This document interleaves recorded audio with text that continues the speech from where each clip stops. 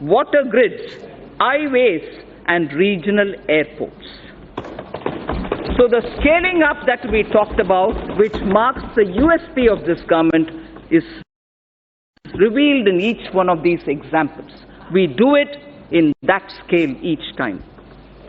The recommendations of High-Level Empowered Committee on retirement of old and inefficient plants and addressing low utilization of gas plant capacity due to paucity of natural gas will also be taken up for implementation now.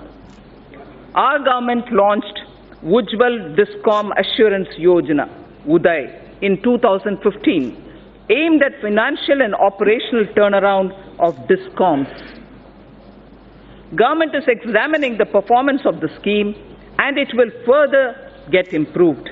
We will work with the state governments to remove barriers like cross-subsidy surcharges, undesirable duties on open access sales, or captive generation for industrial and other bulk power consumers. Besides these structural reforms, considerable reforms are needed in tariff policy. A package for power sector tariff and structural reforms would soon be announced. It is proposed that several reform measures would be taken up to promote rental housing. Current rental laws are archaic as they do not address the relationship between the lessor and the lessee realistically and fairly. A model tenancy law will also be finalized and circulated to the states. Large public infrastructure can be built on land parcels held by the central ministries and central public sector enterprises all across the country. Through an innovative instrument or innovative instruments such as joint development and dedicated online portal. Under the interest subvention scheme for MSMEs, 350 crores of rupees has been allocated for the year 2019-20 for 2% interest subvention for all GST registered MSMEs on fresh or on incremental loans. On fresh or on incremental loans. Government payments to suppliers and contractors are a major source of cash flow, especially to SMEs and MSMEs. Investment in MSMEs will receive a big boost if these delays in payment are eliminated. Government will create a payment platform for MSMEs to enable filing of bills and payment thereof on the platform itself, thereby cutting down the time and the process itself.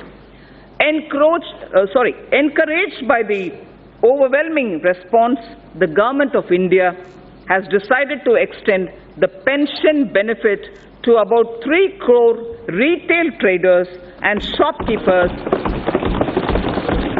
whose annual turnover is less than 1.5 crores under a new scheme, namely Pradhan Mantri Karam Yogi Man Dhan scheme. On self-declaration. We recognize that investment-driven growth requires access to low-cost capital. It is estimated that India requires investments averaging 20 lakh crores of rupees every year. A number of measures are proposed will be put in place. It is proposed to permit investments made by FIIs and FPIs in debt securities issued by Infrastructure Debt Fund, non-bank finance companies, the IDF, NBFCs, to be transferred, sold to any domestic investor within specified lock-in period. Corporate debt markets are crucial for the infrastructure sector, given the need to further deepen bond markets. A number of measures are proposed to be taken up. To deepen the corporate tri-party repo market in corporate debt securities, government will work with regulators, the RBI and the SEBI, to enable stock exchanges to allow AA-rated bonds as collaterals. User-friendliness of trading platforms for corporate bonds will be reviewed, including issues arising out of capping of International Security Identification Number, the ISIN. It's right time to consider increasing minimum public shareholding in the listed companies. I have asked SEBI to consider raising the current threshold of 25% to 35%. As a key source of capital to the Indian economy, it is important to ensure a harmonized and hassle-free investment experience for foreign portfolio investors. Hence, it is proposed to rationalize and streamline the existing Know Your Customer, the KYC norms for FPIs to make it more investor-friendly without compromising the integrity of cross-border capital inflows. It is time to take our capital markets closer to the masses and meet various social welfare objectives related to inclusive growth and financial inclusion. I propose to initiate steps towards creating an electronic fundraising platform, a social stock exchange, under the regulatory ambit of Securities and Exchange Board of India, the SEBI, for listing social enterprises and voluntary organizations. For listing social enterprises and voluntary organizations working for the realization of a social welfare objective so that they can raise capital as equity, debt, or as units like a mutual fund. It is important to get retail investors to invest in treasury bills and securities issued by the government. Efforts made by the Reserve Bank will need to be supplemented with further institutional development using stock exchanges. For this purpose, interoperability of RBI depositories and SEBI depositories would be necessary to bring about seamless transfer of treasury bills and government securities between RBI and depository ledgers, and for enabling this, the government will take up necessary measures in this regard in consultation with RBI and the SEBI. FDI inflows into India have remained robust despite global headwinds. Speaker, sir, global foreign direct investment flows slid by 13% in 2018 to $1.3 trillion US dollars from $1.5 trillion in the previous year, the third consecutive annual decline according to the UNCTAD's UNCTAD's World Investment Report in 2019. This is India's FDI flows in 2018-19 remained strong. If that was the global picture, India's inflows in 18-19 remained strong at $64.37 billion US dollars, marking a 6% growth over the previous year. I propose to further consolidate, Speaker, sir, the gains in order to make India a more attractive FDI destination. A, the government will examine suggestions of further opening up of FDI in aviation, in media, animation, ABGC, and insurance sectors in consultation with all stakeholders. 100% foreign direct investment will be permitted for insurance intermediaries.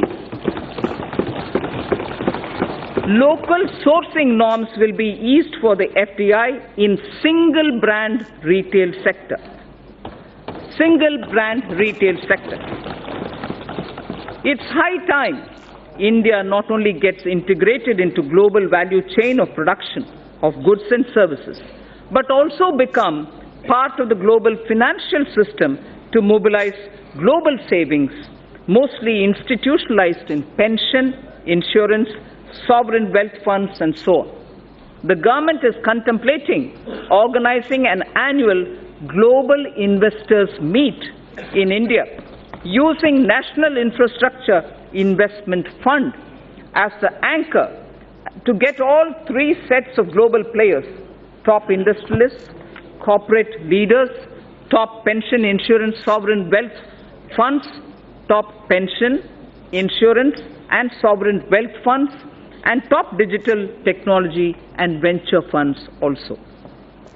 An important determinant of attracting cross-border investment, Speaker Sir, is availability of investable stock to the foreign portfolio investors.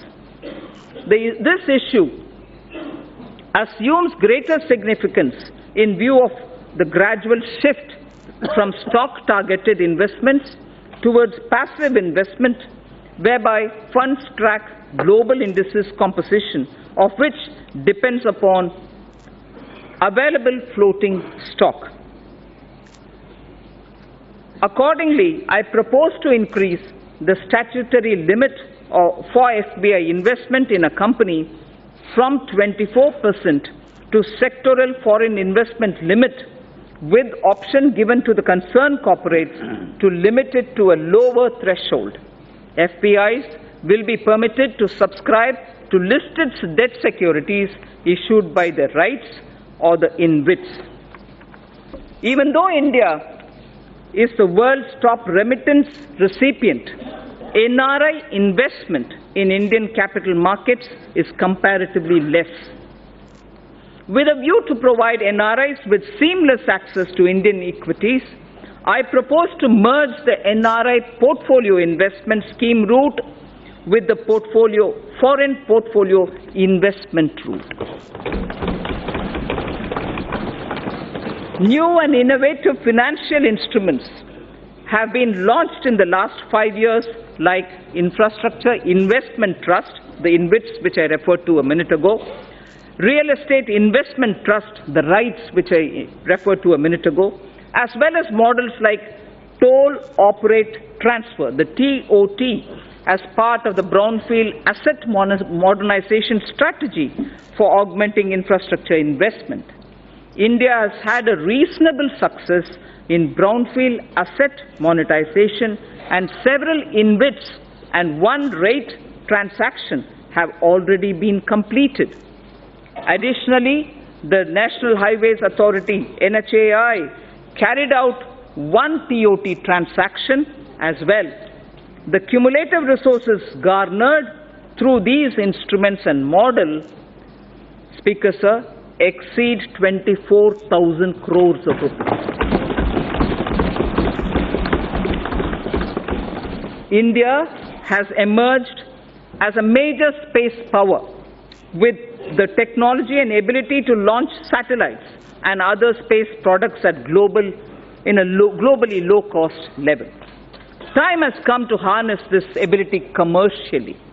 A public sector enterprise, namely New Space India Limited, NSIL, has been incorporated as a new commercial arm of the Department of Space to tap the benefits of the research and development carried out by ISRO, Indian Space Research Organization. The company will spearhead commercialization of various space products, including production of launch vehicles, transfer of technologies, and marketing of space products.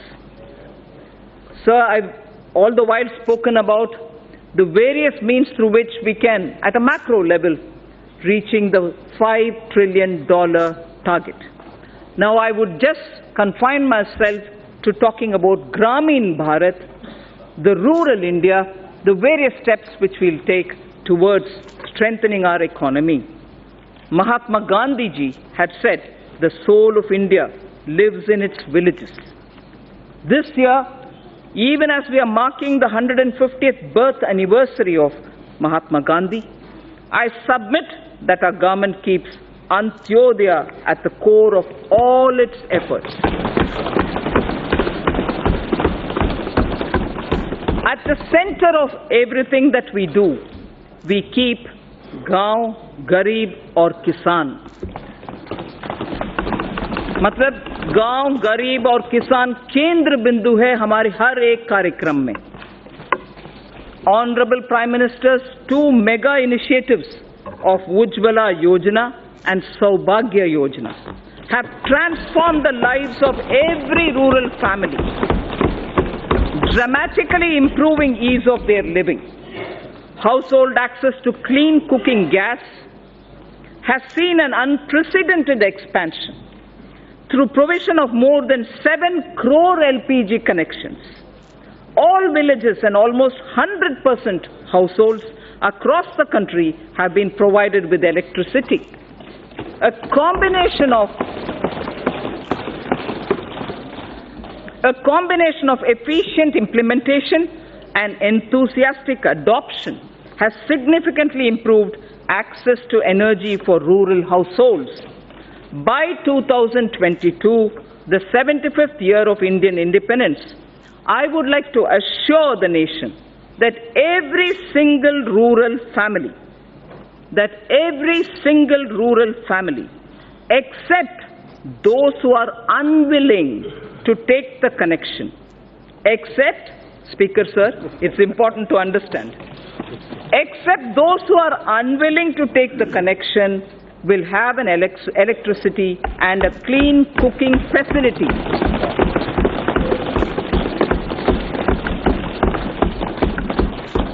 Pradhan Mantri Awas Yojana, Gramin, aims to achieve the objective of housing for all by 2022. A total of 1.5 crore rural homes have been completed in the last 5 years.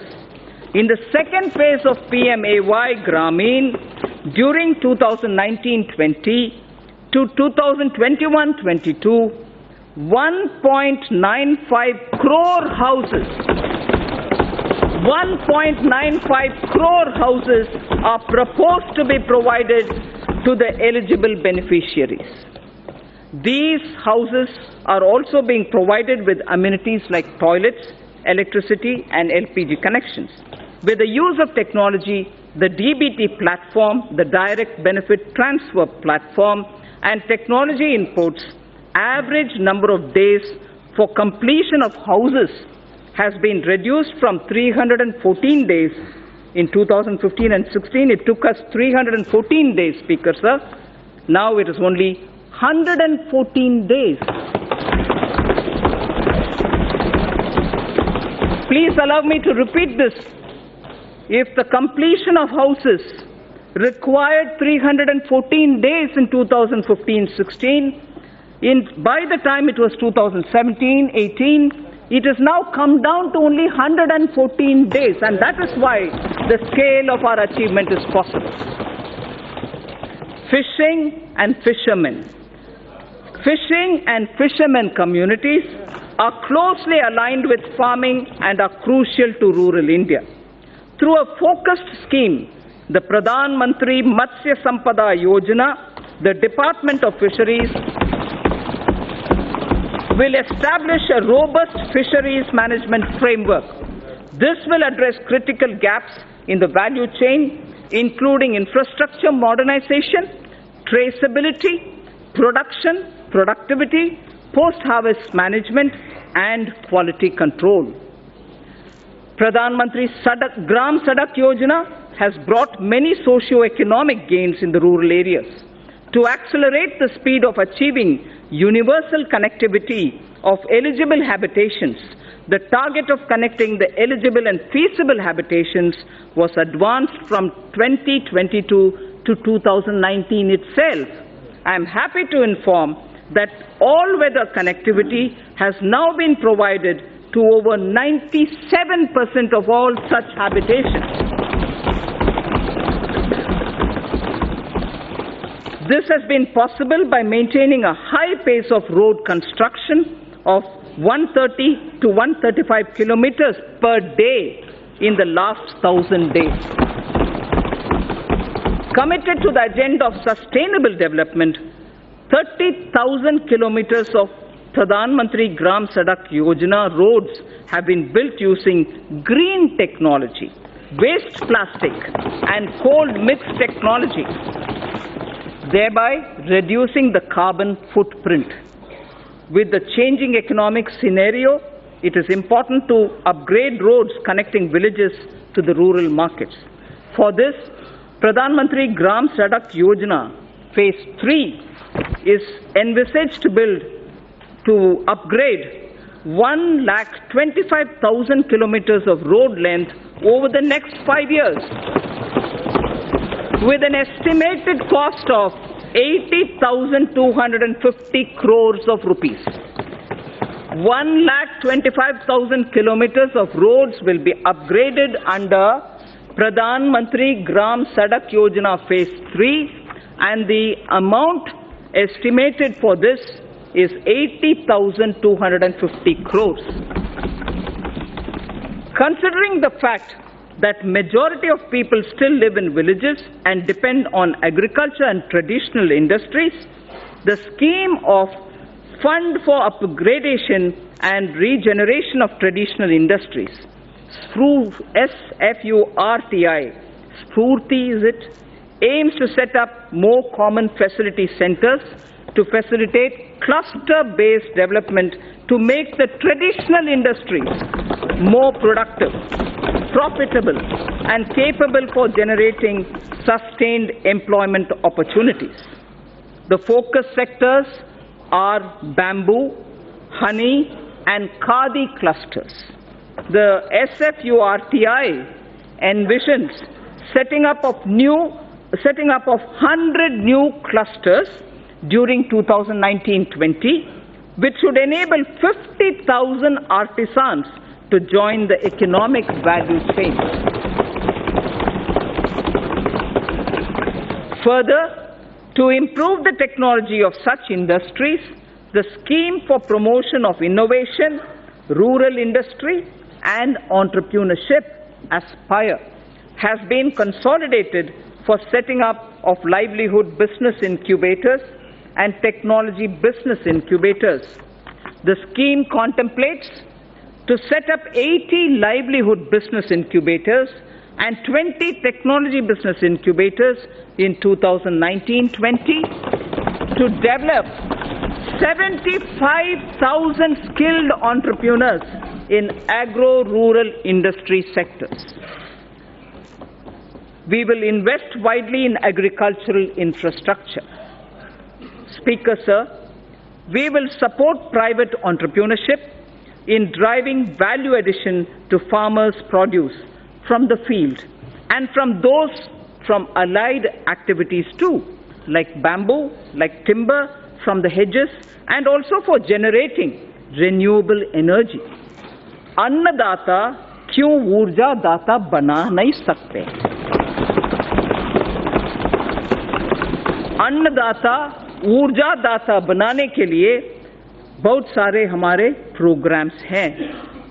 Daring through cooperatives shall also be encouraged by creating infrastructure for cattle feed manufacturing, milk procurement, processing, and marketing.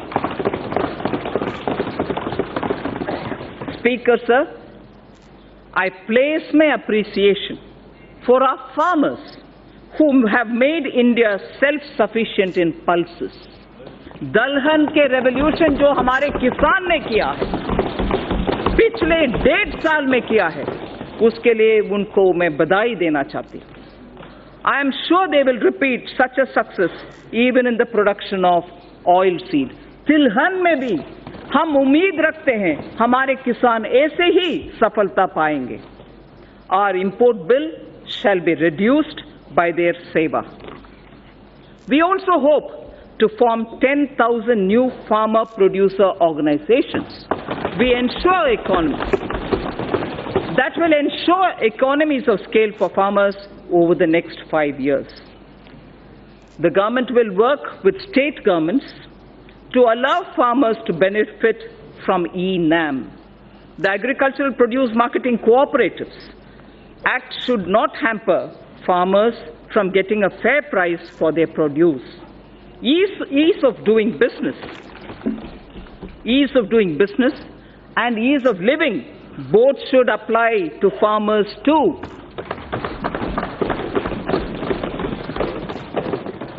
And we shall go back to basics on one count. Speaker, sir, I would like to draw your attention. We shall go back to basics on one count. Zero budget farming. Zero budget farming may not be a new thing. That is why I said we'll go back to basics. We need to replicate this innovative model. Some states have already tried somewhat. We need to replicate this innovative model through which, in a few states, farmers are already being trained in this practice. Steps such as this can help in doubling our farmers' income in time for our 75th year of independence. Ensuring India's water security and providing access to safe and adequate drinking water to all Indians is a priority for this government.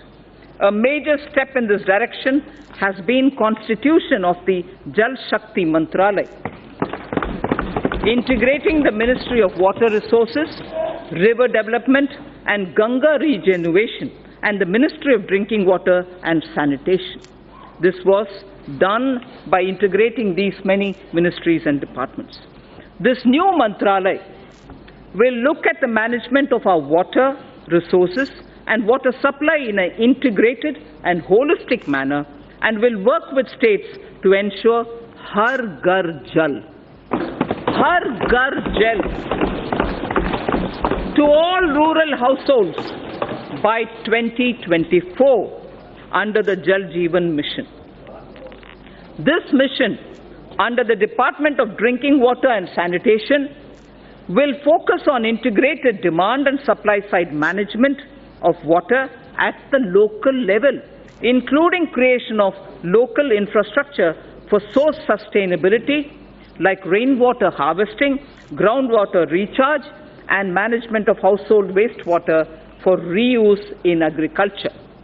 The Jal Jeevan Mission will converge with other central and state government schemes to achieve its objectives of sustainable water supply management across the country. The government has identified 1,592 blocks which are critical and overexploited, spread across 256 districts for the Jal Shakti Abhiyan. Besides using funds available under various schemes, the government will also explore possibility of using additional funds available under the Compensatory Afforestation Fund Management and Planning Authority, the CAMPA, for this purpose. Speaker sir, Swachh Bharat Abhiyan has touched the very conscience of the nation, besides bringing enormous health and environmental benefits. This noble scheme, initiated in 2014, has achieved a resounding success. 9.6 crore toilets have been constructed.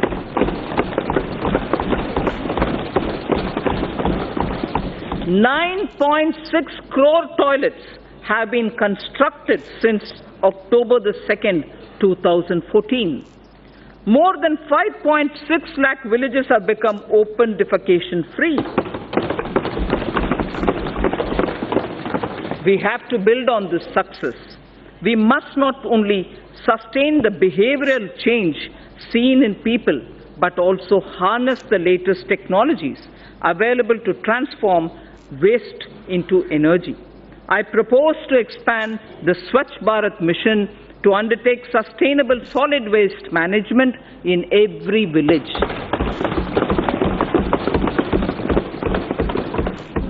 Under the Pradhan Mantri Gramin Digital Saksharata Abhiyan, over 2 crore rural Indians, under the Pradhan Mantri Gramin Digital Saksharata Abhiyan, over 2 crore rural Indians have so far been made digitally literate.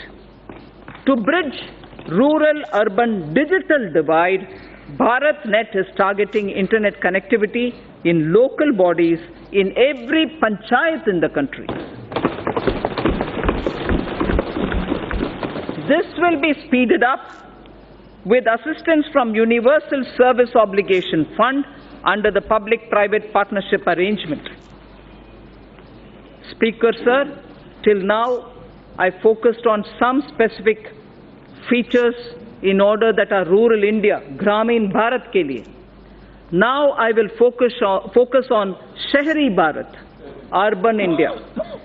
This government sees the rapid urbanization of India as an opportunity rather than a challenge.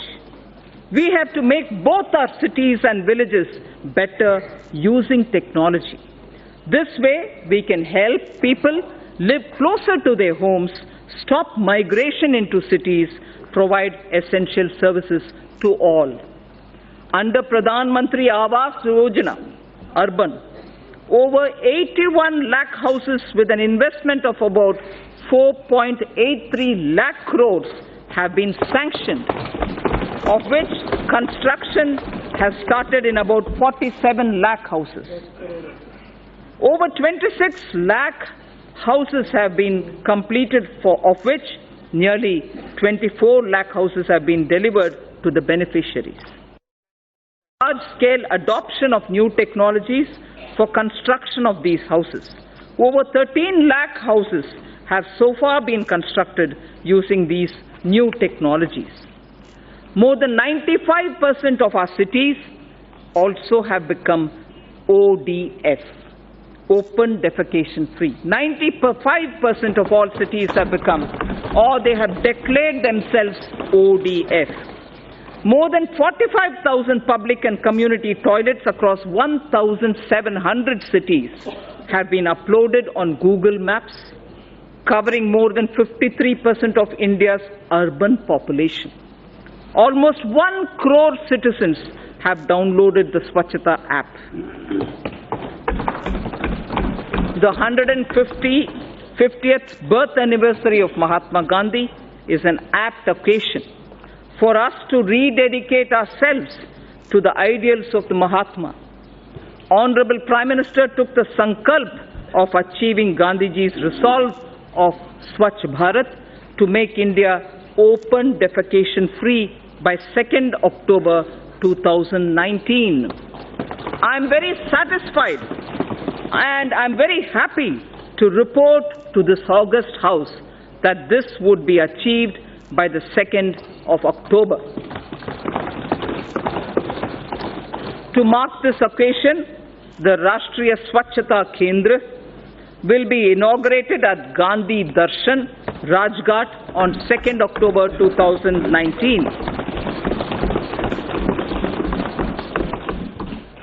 A Gandhipedia, like encyclopedia on Gandhi, a Gandhipedia is also being developed by National Council for Science Museums to sensitize youth and society at large about positive Gandhian values.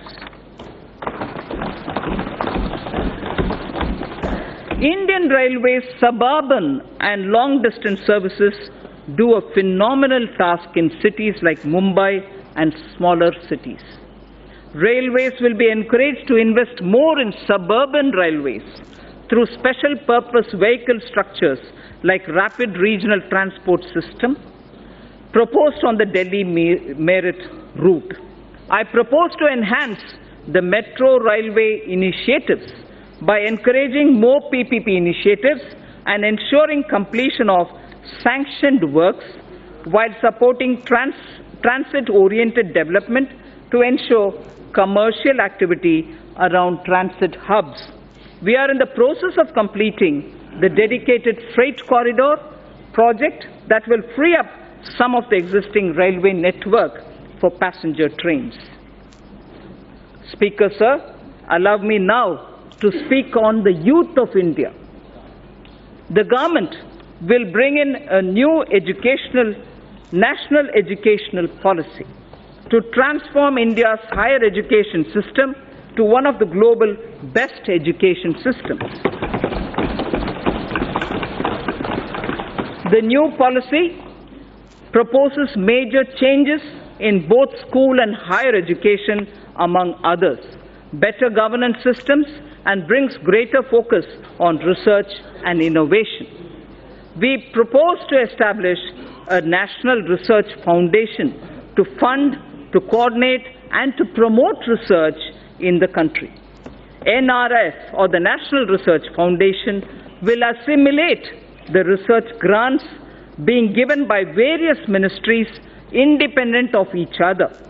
NRF will ensure that the overall research ecosystem in the country is strengthened with focus on identified thrust areas relevant to our national priorities and towards basic science without duplication of effort and expenditure. We would work out a very progressive and research-oriented structure for the NRF itself. The funds available with all ministries will be integrated in NRF. This would be adequately supplemented with additional funds. Massive online open courses through SWAYAM initiative have helped bridge the digital divide for disadvantaged section of our student community.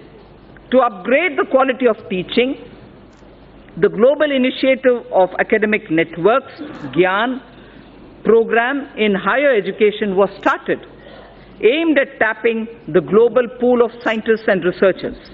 The imprint or impacting research innovation and technology scheme began as PAN-IIT and IISc joint initiative to develop a roadmap for research to solve major engineering and technology challenges in selected domains needed by the country.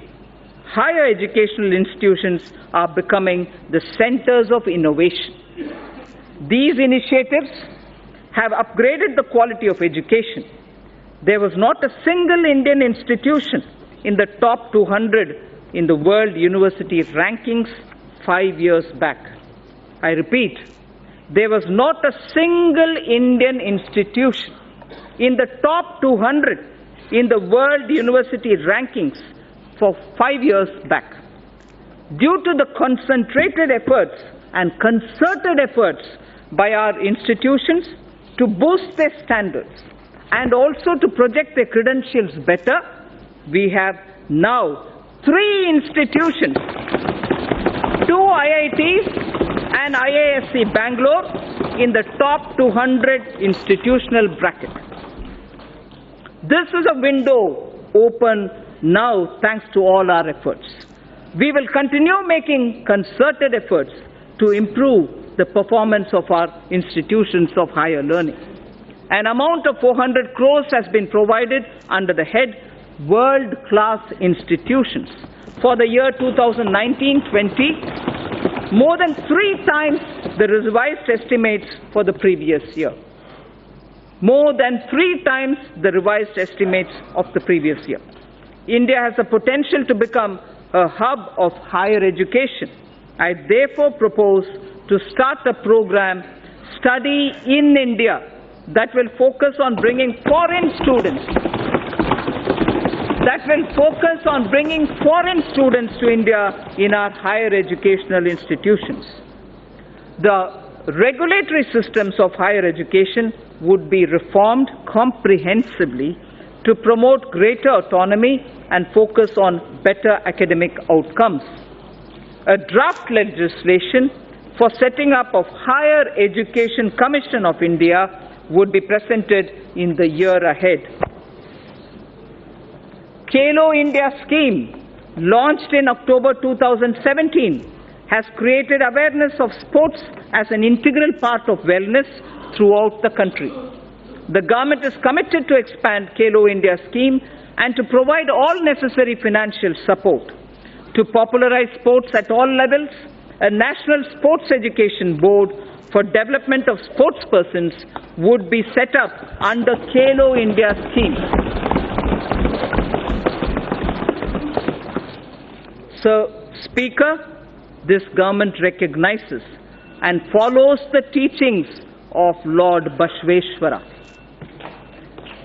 This government recognizes and follows the teachings of Lord Basaveshwara, in particular the principle of Kayaka and Dasoha.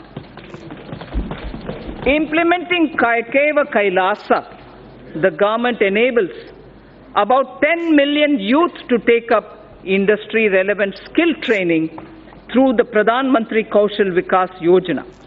This is helping to create a large pool of skilled manpower with speed and high standards. Demographic trends worldwide show that major economies will face severe labor shortages in the future. To prepare our youth to also take up jobs overseas, we will increase focus on skill sets needed abroad, including language training.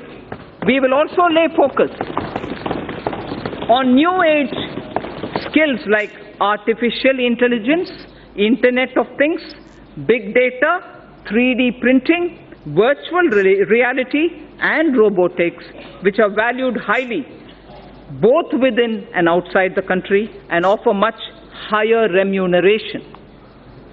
Drawing again on Lord Basveshwara, his principle of Dasoha underlines most things this government does. Give it up for giving up LPG subsidy, or the various pension schemes, or on the principle of sharing through distribution for the wellness of society, which is what Lord Basveshwara did even earlier in a millennia ago. The government is proposing to streamline multiple labor laws into a set of 4 labor codes. Sir, for the sake of labor welfare, I'd like to repeat this slide. The government is proposing to streamline multiple labor laws into a set of 4 labor codes. CODES, codes. This will ensure that process of registration and filing of returns will get standardized and streamlined. With various labor-related definitions getting standardized, it is expected that there shall be less disputes. We propose, again sir, this is an interesting idea, I wish to draw your attention. We propose to start a television program within the DD bouquet of channels exclusively for startups.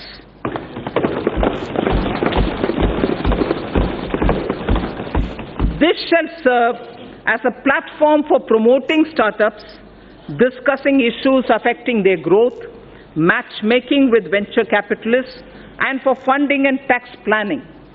This channel shall be designed and executed by startups themselves. Later in the speech, I shall deal with taxation matters of the startups.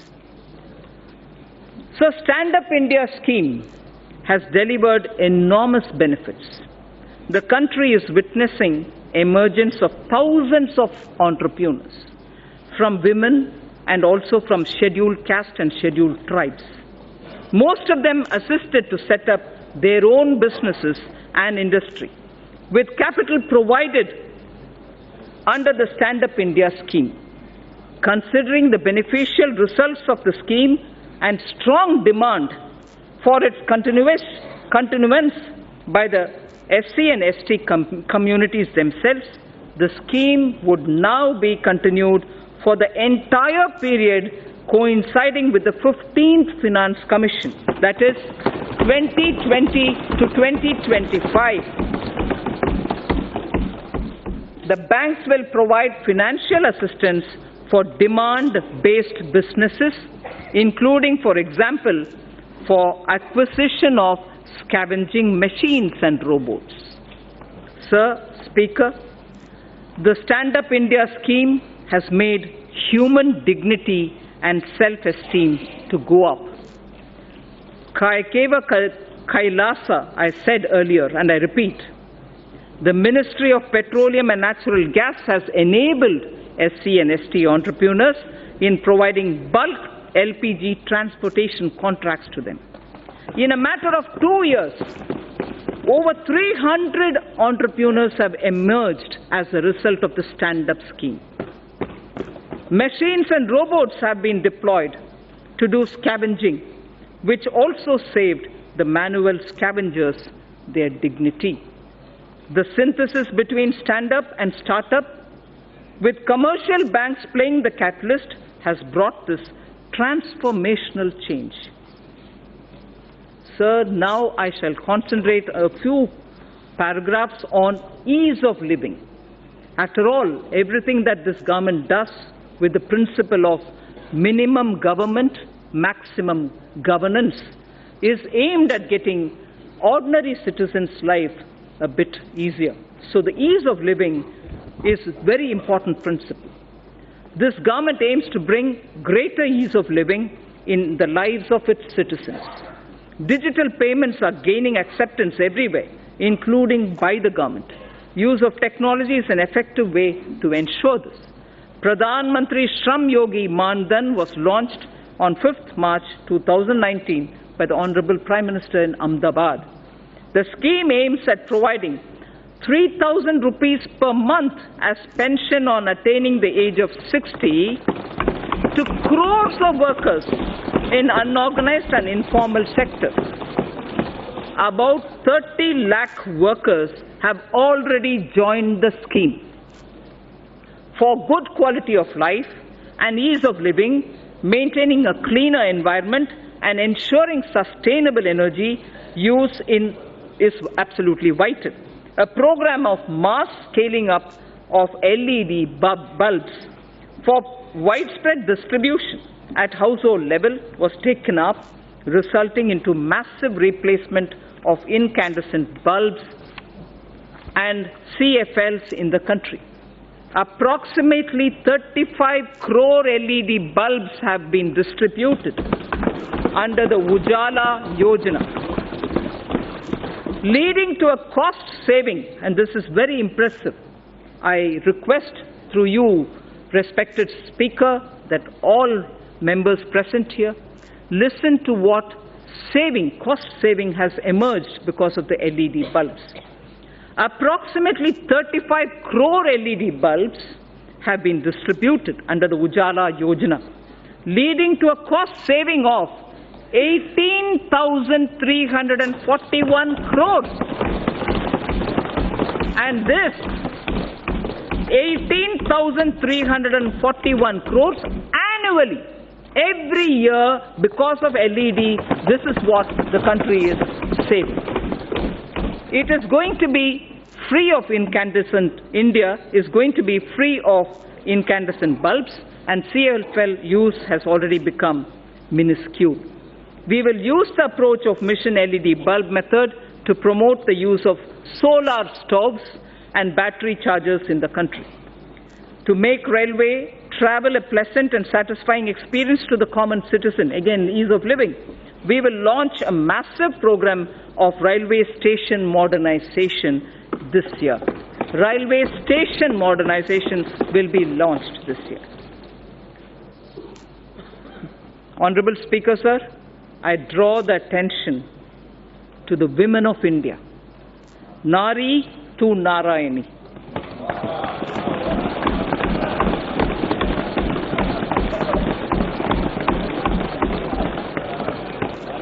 We believe, obviously this country's tradition has been Nari to Narayani. Swami Vivekananda, in a letter to Swami Ramakrishnananda, had said, "There's no chance for the welfare of the world unless the condition of women is improved." I repeat, there is no chance for the welfare of the world unless the condition of women is improved. It is not possible for a bird to fly on one wing. Swami Vivekananda's words. This government believes that we can make progress with greater women's participation. In India's growth story, sir, I would like to draw your attention. In India's growth story, particularly in the rural economy, Gramin Arthvyavastha mein, the role of women is a very sweet story. Gramin Arthvyavastha mein mahila ki bhagidari एकदम एक Sunera Kahani. This government wishes to encourage and facilitate the role of women. Gender analysis of the budget aimed at examining the budgetary allocation through a gender lens has been in place for over a decade. I propose to form a broad-based committee with government and private stakeholders to evaluate and suggest action for moving forward. There is no segment of human life where the contribution of women is not significant. There is no segment where the contribution of women is not significant.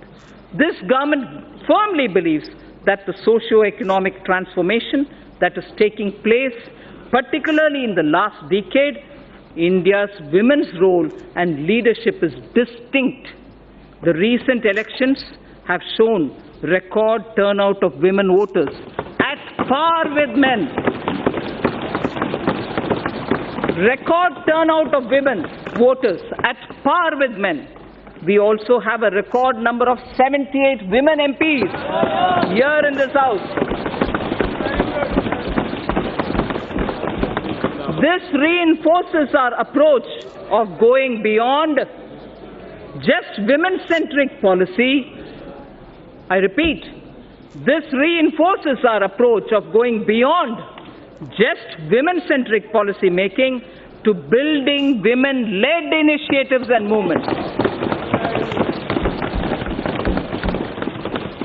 This government, Speaker Sir, has supported and encouraged women entrepreneurship through various schemes such as Mudra, Stand Up India, self-help group support, and so on.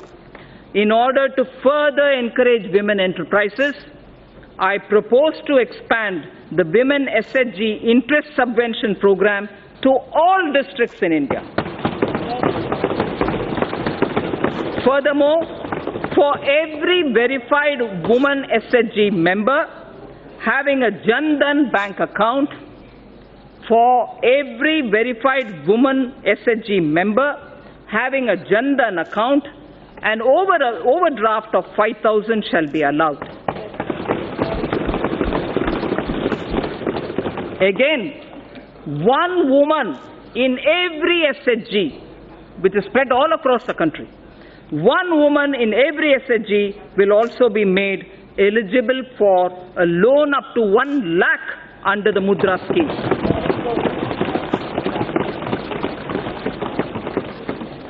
Speaker Sir, at the beginning I did tell you about India's soft power. India's soft power, which is the next section I'll concentrate on. India's soft power is appreciated in so many different ways. Some simple examples, sir. In the last 3 years, on the International Yoga Day, yoga has been practiced in large numbers in 192 countries around the world. Mahatma Gandhi's favorite bhajan, Vaishnav Janto Tene Kahiye, was sung by the respective lead artists from over 40 countries. The annual Bharat Ko Jano quiz competition is sought after as an event to participate by not only NRIs, non-resident Indians, but also several foreigners themselves. I propose to consider issuing Aadhaar card for non-resident Indians with Indian passports after their arrival in India without waiting for 180 days. I repeat it. I propose to consider issuing Aadhaar cards for non-resident Indians with Indian passports after their arrival in India without waiting for the mandatory 180 days. Without waiting, we issue. I propose to launch a mission which will integrate our traditional artisans and their creative products with global markets.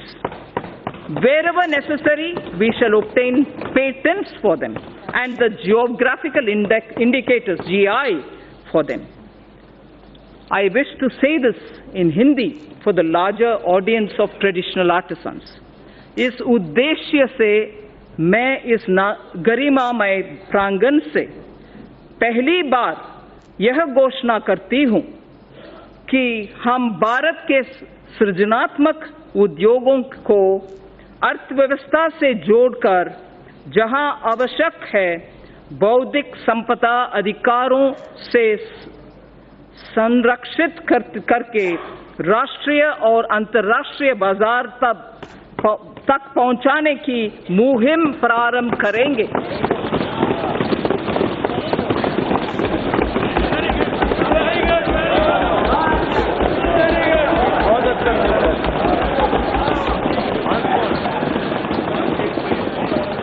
To give further impetus to India's growing influence and leadership in the international community, government decided to open Indian embassies and high commissions abroad in countries where India does not have a resident diplomatic mission as yet. Accordingly, in March 2018, government approved opening of 18 new Indian diplomatic missions in Africa. 5 embassies have already been opened in Rwanda, Djibouti, Equatorial Guinea, Republic of Guinea, and Burkina Faso in the year 2018-19. Government intends to open another 4 embassies, new ones, in the year 2019-20. This will not only increase the footprint of India's overseas presence, but also enable us to provide better and more accessible public services, especially to the local Indian communities in these countries. In line with our ancient wisdom, India has always pursued a policy of economic cooperation with countries through bilateral and regional coordination. Indian Development Assistance Scheme, IDEAS, provides concessional financing for projects and contributes to infrastructure development and capacity building in the recipient developing countries. Mindful of our position as the 6th largest economy, we will look at alternative development models which include private sector equity, multilateral financing, contributions from corporates, non-residents, and so on. I propose to revamp the IDEA scheme during the current financial year. The government is developing 17 iconic tourism sites into world-class tourist destinations and to serve as a model to other tourism sites. The iconic tourism sites would enhance visitor experience, which would lead to increased visits of both domestic and international tourists at these destinations. With the objective of preserving rich tribal heritage, a digital repository is developed where documents of folk songs, photos and videos regarding their evolution, place of origin, lifestyle, architecture, education levels, skill sets, traditional art, folk dances, and other anthropological details of the tribes in India will be stored. The repository will further be enriched and strengthened as we go along. Speaker, sir, now I come to saying what we propose about the banking and the financial sector. Financial gains from cleaning of the banking system are now amply visible. NPAs, meaning non-performing assets, of commercial banks have reduced by over 1 lakh crore over the last year. Record recovery of over 4 lakh crore due to IBC and other measures has been effected in the last 4 years. Provision coverage ratio is now at its highest in 7 years, and domestic credit growth has risen by 13.8%. Government has smoothly carried out consolidation, reducing the number of public sector banks by 8. Government has smoothly carried out consolidation, reducing the number of public sector banks by 8. At the same time, as many as 6 public sector banks have been enabled to come out of prompt corrective action framework. We have enabled 6 public sector banks to come out of that situation. Having addressed the legacy issues, public sector banks are now proposed to be further provided 70,000 crores of rupees capital to boost credit for a strong impetus to the economy. 70,000 crores of rupees will be provided in order that capital will be boosted so that credit can be improved. To further improve ease of living, they will leverage technology, offering online personal loans, doorstep banking, and enabling customers of one public sector bank to access services across all public sector banks and so on. In addition, government will initiate steps to empower account holders to remedy the current situation in which they do not have control over deposits of cash by others into their accounts. There is an issue now. Unknowing to them, there are money being deposited into accounts, and that is creating a lot of problems for customers. So we will be addressing that also. We will initiate steps to address that problem. Reforms will also be undertaken to strengthen governance in public sector banks. Non-banking financial companies are playing an extremely important role in sustaining consumption demand as well as capital formation in small and medium industrial segment. NBFCs that are fundamentally sound should continue to get funding from banks and mutual funds without being unduly risk-averse. For purchase of high-rated pooled assets of financially sound NBFCs amounting to a total of 1 lakh crore rupees during the current financial year, government will provide one-time 6 months partial credit guarantee to public sector banks for the first loss of up to 10%. I shall read this again. For the purchase of high-rated pooled assets of financially sound NBFCs amounting to a total of 1 lakh crores of rupees during the current financial year, government will provide one-time 6 months partial credit guarantee to public sector banks for first loss up to 10%. Further, Reserve Bank of India is the regulator of the NBFCs. However, RBI has limited regulatory authority over NBFCs. Appropriate proposals for strengthening the regulatory authority of RBI over NBFCs are being placed in the finance bill. NBFCs which do public placement of debt have to maintain a debenture redemption reserve. And in addition, a special reserve as required by RBI has also to be maintained. To allow NBFCs to raise funds in public issues, the requirement of creating a DRR, that is a debenture redemption reserve, which is currently applicable for only public issues as private placements are exempt, this will be done away with.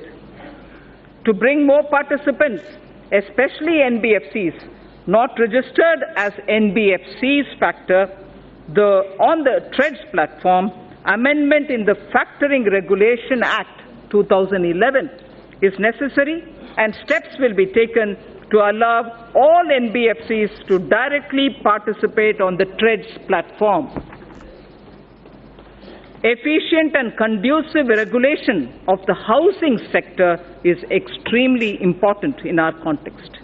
The National Housing Bank, besides being a refinancer and a lender, is also the regulator of the housing finance sector. This gives a somewhat conflicting and difficult mandate to the NHB. I am proposing to return the regulation authority over the housing finance sector from the NHB, National Housing Board, to the RBI. I am proposing to return the regulation authority over the housing finance sector from NHB to the RBI. Necessary proposals have been placed in the finance bill even for that.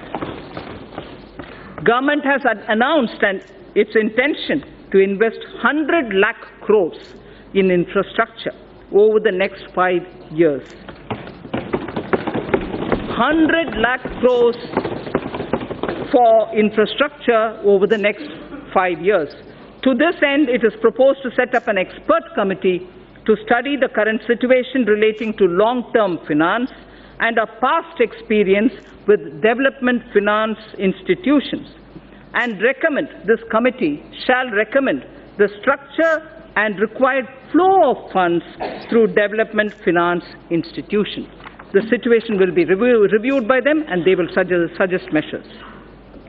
Pension Fund Regulatory Development Authority, PFRDA, implements and regulates the National Pension System, the NPS, and Atal Pension Yojana through various intermediaries, including, inter alia, the NPS Trust. Keeping in view the wider interest of the subscribers and to maintain arm's-length relationship of the NPS Trust with PFRDA, steps will be taken to separate the NPS Trust from PFRDA with appropriate organizational structure. To facilitate onshoring of international insurance transactions and to enable opening of branches by foreign reinsurers in the International Financial Service Center, it is proposed to reduce net owned fund requirement from 5,000 crores to 1,000 crores, 1,000 crores. I'll repeat that sentence, sir. To facilitate onshoring of international insurance transactions and to enable opening of branches by foreign reinsurers in the International Financial Services Center, it is proposed to reduce net owned fund requirement from 5,000 crores to 1,000 crores. Government has been following the policy of disinvestment in non-financial public sector undertakings, maintaining government stake not to go below 51%. Government is considering, in case where the undertaking is still to be retained in government control, to go below 51% to an appropriate level on case-to-case basis. Government has also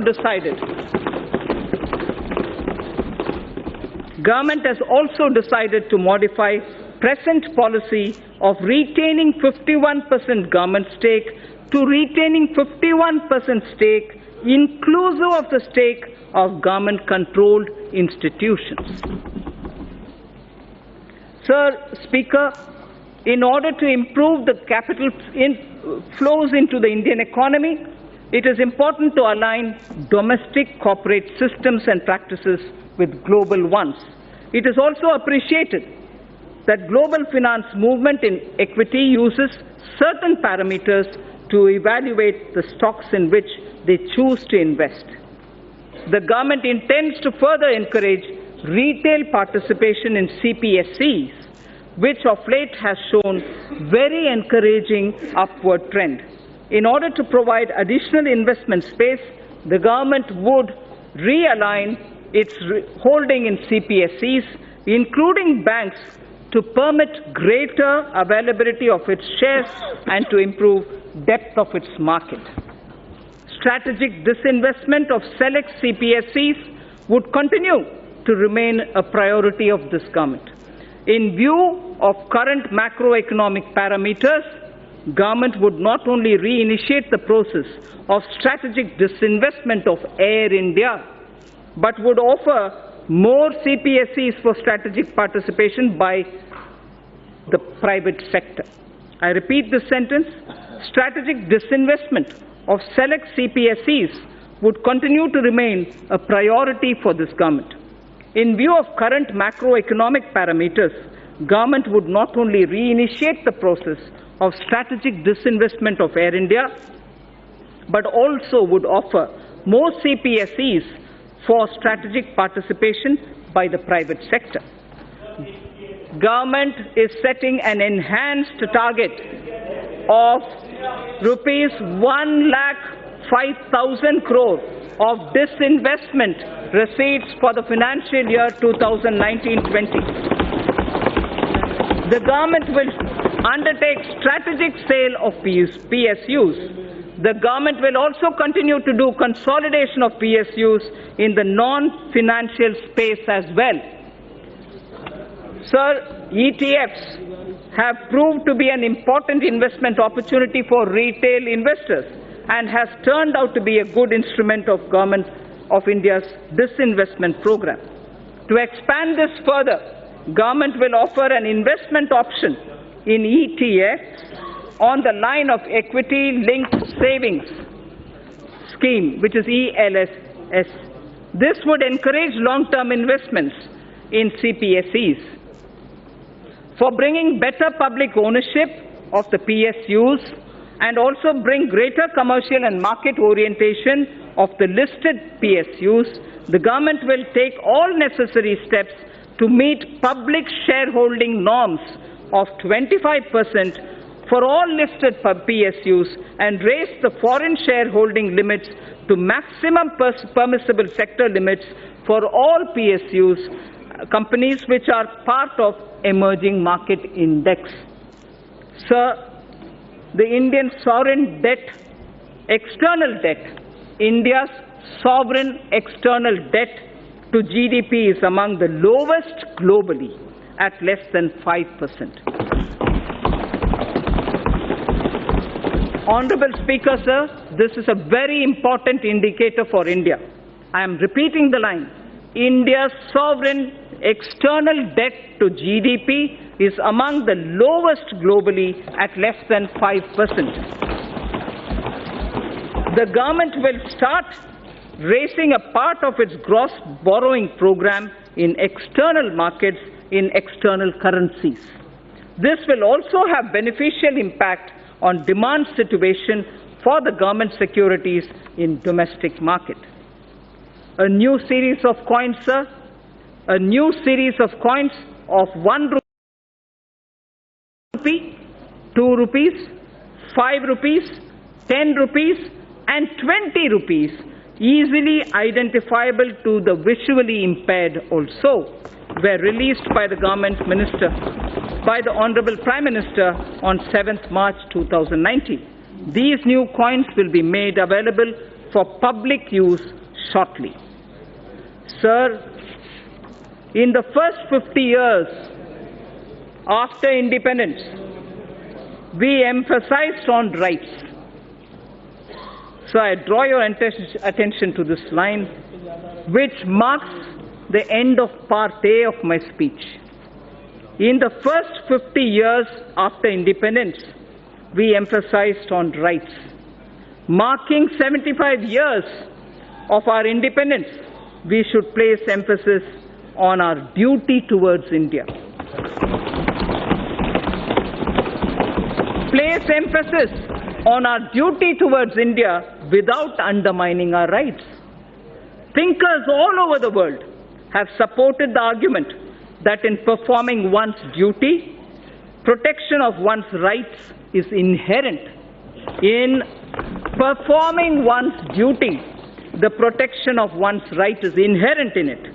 For the bright future of India, when again in 2022 we will remember our freedom fighters, we should dedicate ourselves to the service of the nation. So now I move to part B, which is something of great interest for all of us, taxation related. Honorable Speaker, sir, I see a lot of members sitting up. Mr. Speaker, sir, I begin by thanking our taxpayers who, as responsible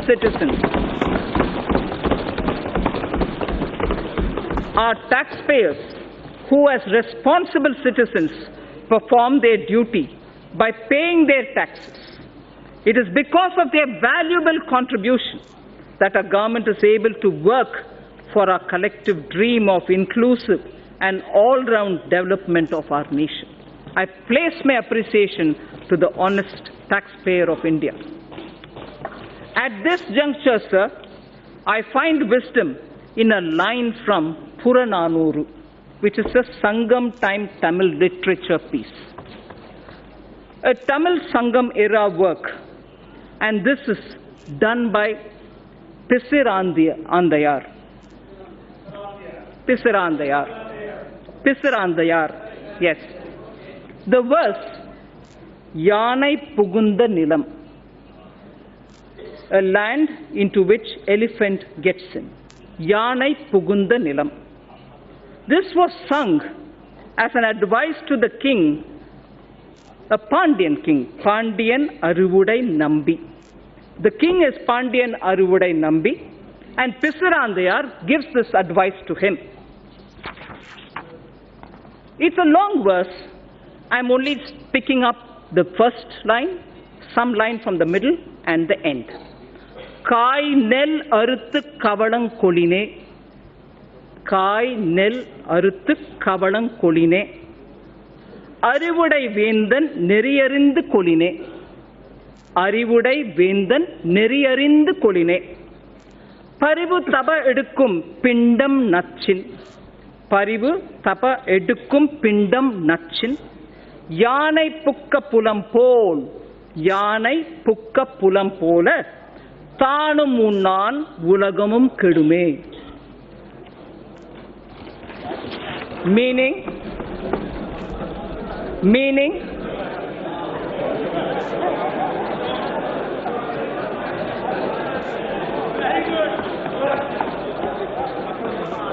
a few mounds of rice, just a few mounds of rice from paddy that is harvested from a small piece of land would be sufficient for the elephant. For an elephant, just a few mounds of rice cooked from paddy which is taken from a small piece of land will be sufficient. But what if the elephant itself enters into the field and starts eating? It would eat far lesser than what it will trample with its foot. I hope the meaning is clear. So, the advice given to Pandyan Arivudai Nambi is a valuable advice that this government appreciates. An elephant, if it is given mounds of rice, here I would refer to taxation, will be quite happy. It doesn't have to enter into the field and trample to eat the food. So we don't intend to trample anybody.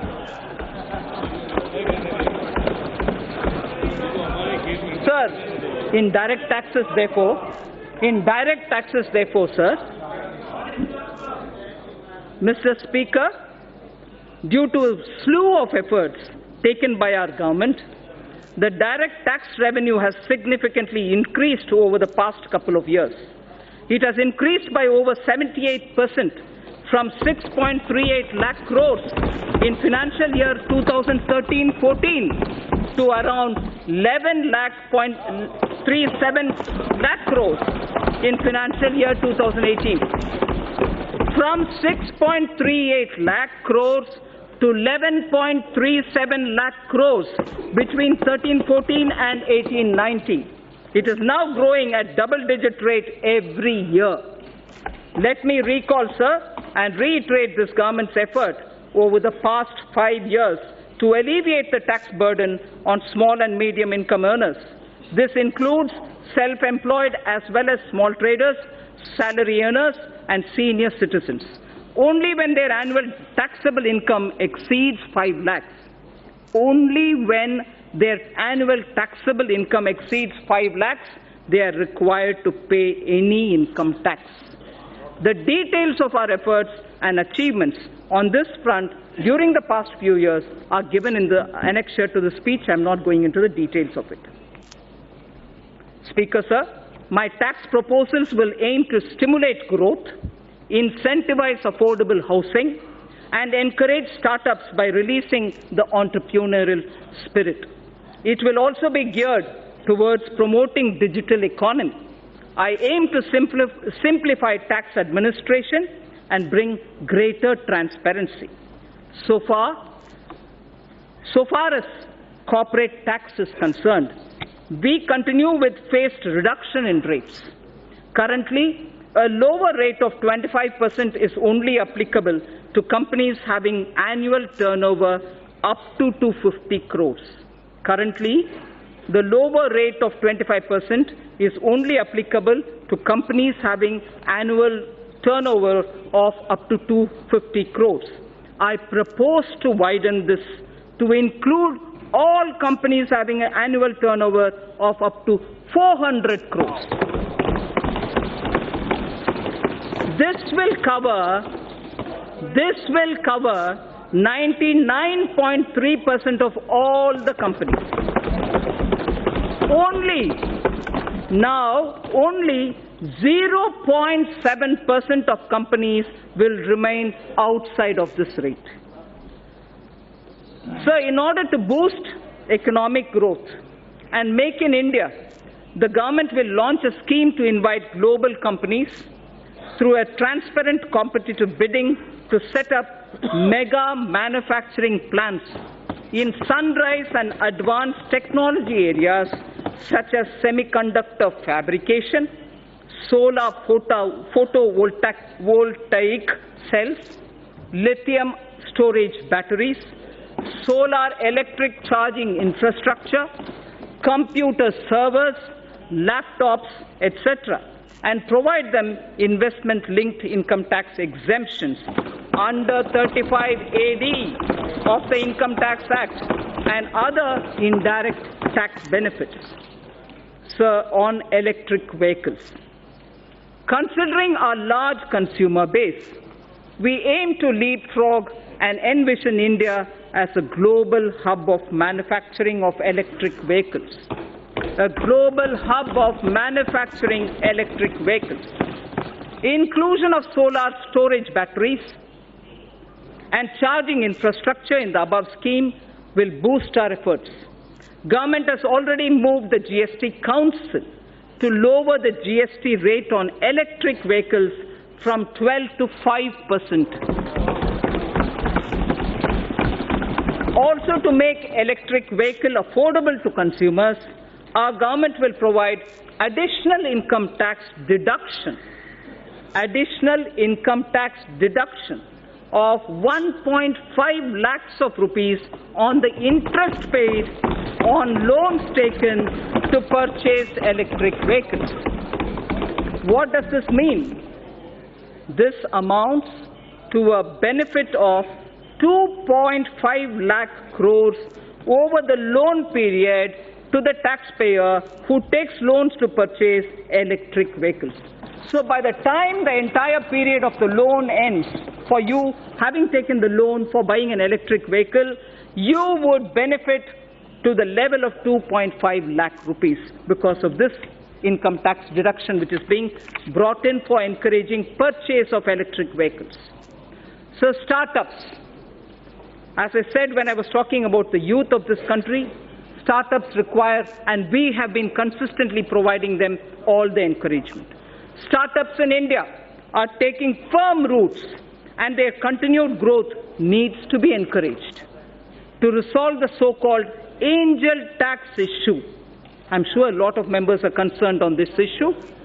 To resolve the so-called angel tax issue, the startups and their investors who file requisite declarations and provide information in their returns will not be subjected to any kind of scrutiny in respect of valuation of share premiums. The issue of establishing identity of the investor and source of his funds will be resolved by putting in place a mechanism of e-verification, so there's no man-to-man interface there. With this, funds raised by startups will not require, the funds raised by startups will not require any kind of scrutiny from the income tax department. In addition, special administrative arrangements shall be made by the Central Board of Direct Taxes for pending assessments of startups and redressal of their grievances. It will be ensured that no inquiry or verification in such cases be carried out by the assessing officer without obtaining approval of his supervisory officer. So the element of discretion with which startups were suffering has been removed. So without obtaining the approval of his supervisory officer, an assessing officer shall not worry the assessee. At present, startups are not required to justify fair market value of their shares issued to certain investors, including Category 1 alternative investment funds. I propose to extend this benefit to Category 2 alternative investment funds also. At the moment, it's available for AIS Category 1. Now I expand this to include Category 2 AIS also. Therefore, valuation of shares issued to these funds shall be beyond the scope of income tax scrutiny. Again, you get out of income tax scrutiny when that has been done. I also propose to relax some of the conditions for carry forward and set off losses in the case of startups. I also propose to extend the period of exemption of capital gains arising from sale of residential house for investment in startups up to 31/3/2021. And relax certain other conditions of this exemption. So affordable housing, which is an aim of this government. For realization of the goal of housing for all and affordable housing, a tax holiday has already been provided on the profits earned by developers of affordable housing. Also, interest paid on housing loans is allowed as a deduction to the extent of 2 lakhs in respect of self-occupied property. In order to provide a further impetus, I propose to allow an additional deduction of up to 1,50,000 rupees for interest paid on loans borrowed up to 31st March 2020, next year, for purchase of affordable house valued up to 45 lakhs. Therefore, a person purchasing an affordable house will now get an enhanced interest deduction up to 3.5 lakhs of rupees. This will translate into benefit of 7 lakh of rupees to the middle class home buyers over their loan period of 15 years. Just as we said about the electric cars, now we are saying the tax deduction provision that we are coming in now with will enable home buyers of the affordable home category that in the period of 15 years, when your home loan runs, the net gain would be 7 lakh of rupees. This will immediately benefit a lot of middle class. So on the NBFCs, a lot of discussion happens today about NBFCs. Non-banking financial companies play an increasingly important role in India's financial system. With enhanced levels of regulation they are subjected to by the Reserve Bank of India, there is a need to provide greater parity in their tax treatments vis-à-vis scheduled banks. Currently, interest on certain bad or doubtful debts made by scheduled banks and other financial institutions is allowed to be offered to tax in the year in which this interest is actually received. I propose to extend this facility to deposit-taking as well as systematically important non-deposit-taking NBFCs also. So the International Financial Services Center, the GIFT City, series of measures have already been taken in the past by this government. With a view to incentivizing the IFSC, I propose to provide several direct tax incentives to an IFSC, including 100% profit-linked deduction under Section 80LA in any 10-year block within a 15-year period, exemption from dividend distribution tax from current and accumulated income to companies and mutual funds, exemption on capital gain to Category 3 AIF, and interest payment on loan taken from non-residents. So, securities transaction tax. I propose to give relief in levy of securities transaction tax by restricting it only to the difference between the settlement and the strike price in case of exercise of option. Simplification and ease of living. India's ease of doing business ranking under the category of paying taxes showed a significant jump from 172 in 2017 to 121 in the year 2019. From 172, we have come to 121, a drastic improvement. I now propose to implement series of measures that will leverage technology to make compliance easier for the taxpayer. Interchangeability of PAN and Aadhaar. Mr. Speaker, sir, more than 120 crore Indians now have Aadhaar card. Therefore, for ease and convenience of taxpayers, I propose to make PAN and Aadhaar interchangeable and allow those who do not have PAN card to file income tax returns by simply quoting their Aadhaar number, and also use it wherever they are required to quote the PAN. So everywhere where you are required to quote the PAN, instead you can just do Aadhaar, and even if you don't have a PAN, there is no problem. So pre-filling of income tax returns. Pre-filled tax returns will be made available to taxpayers, which will contain details of salary income, capital gains from securities, bank interest and dividends, etc., and tax deductions also. Information regarding these incomes will be collected from the concerned sources such as banks, stock exchanges, mutual funds, EPFO, state registration departments, and so on. This will not only significantly reduce the time taken to file tax return, but will also encourage accuracy of reporting of income tax. So, faceless e-assessment. This is a very important thing about which there's been a lot of discussion.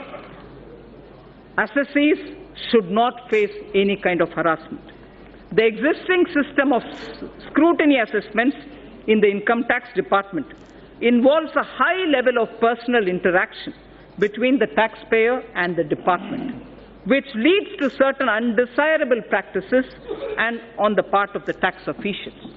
To eliminate such instances and to give shape to the vision of Honorable Prime Minister, a scheme of faceless assessment in electronic mode involving no human interface is being launched this year in a phased manner.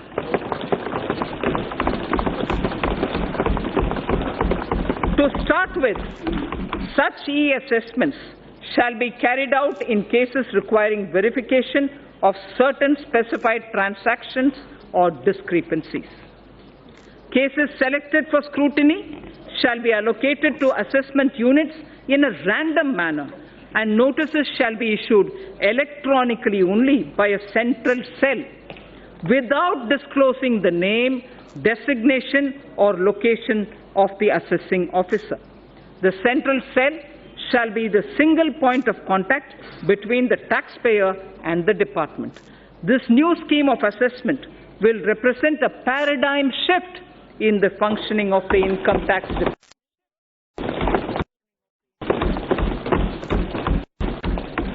So, on digital payments, our government has taken a number of initiatives in the recent past for the promotion of digital payments and less cash economy.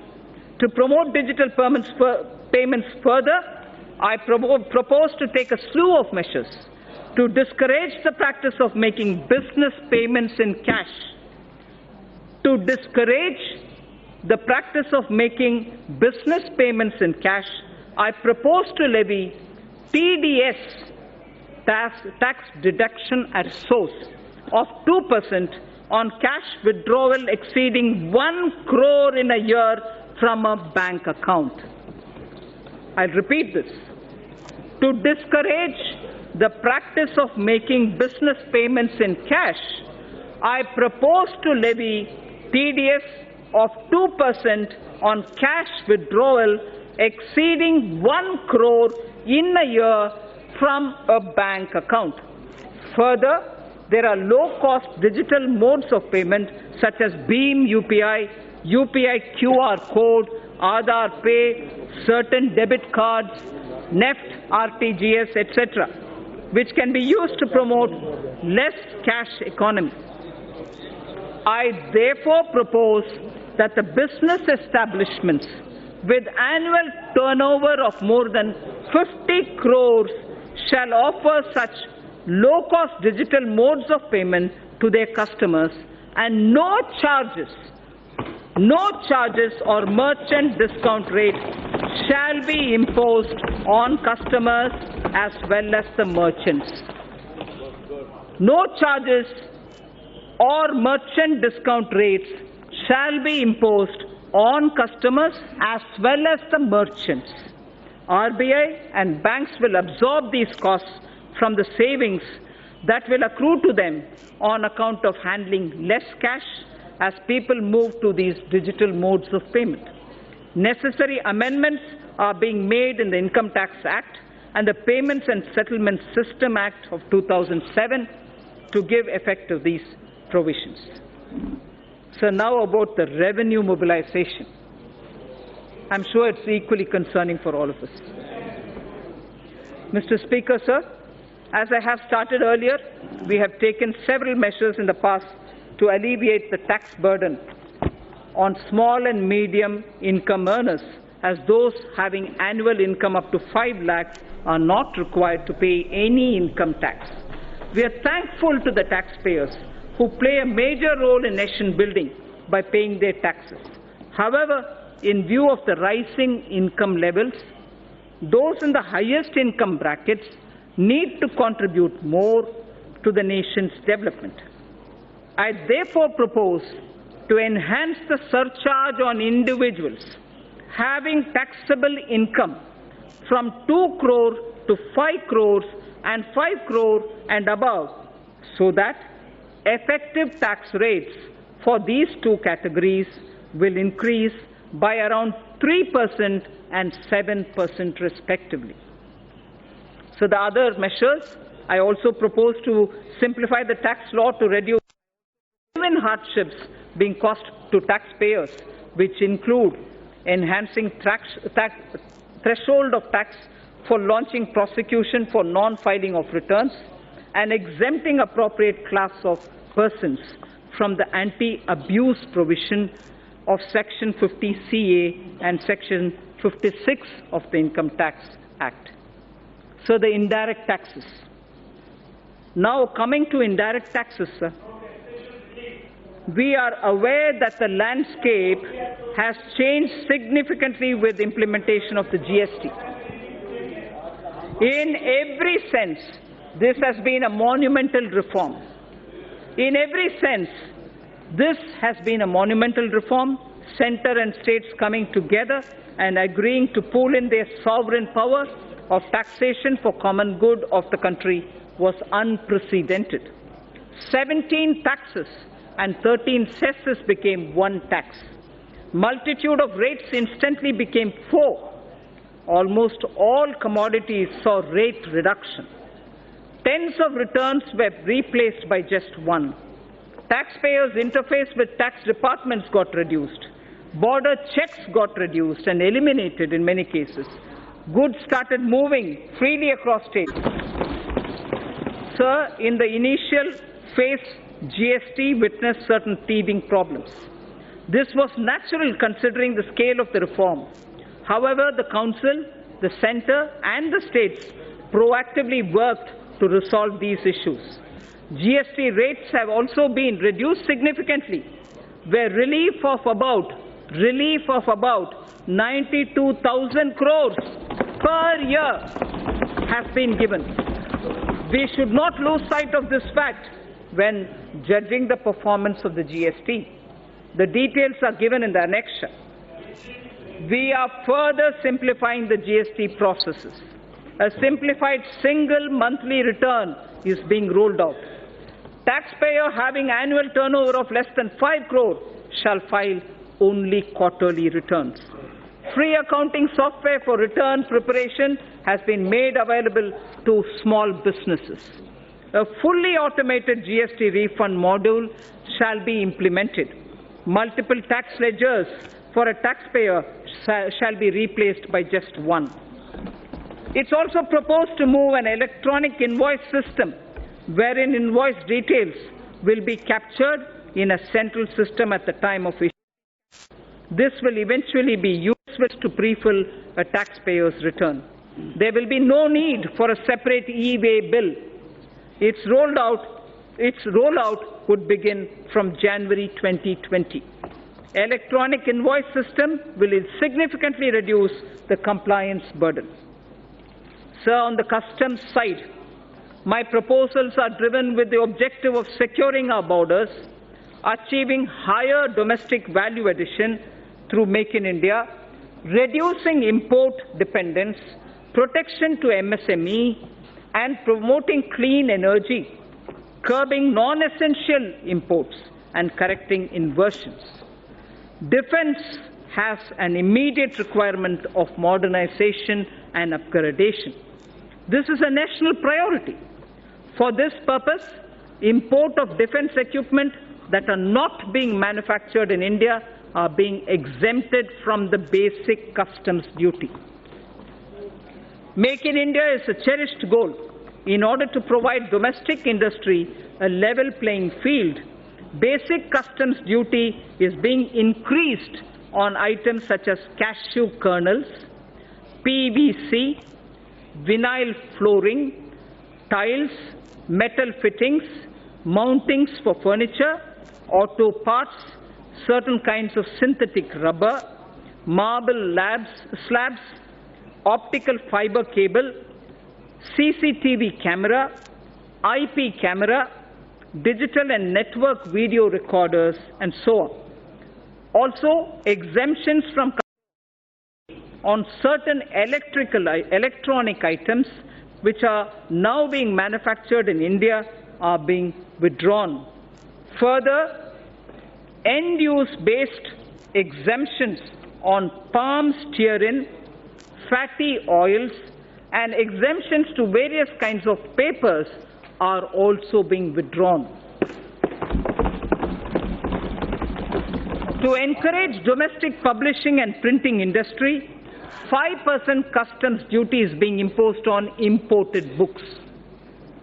To further promote domestic manufacturing, customs duty reductions are being proposed on certain raw materials and capital goods.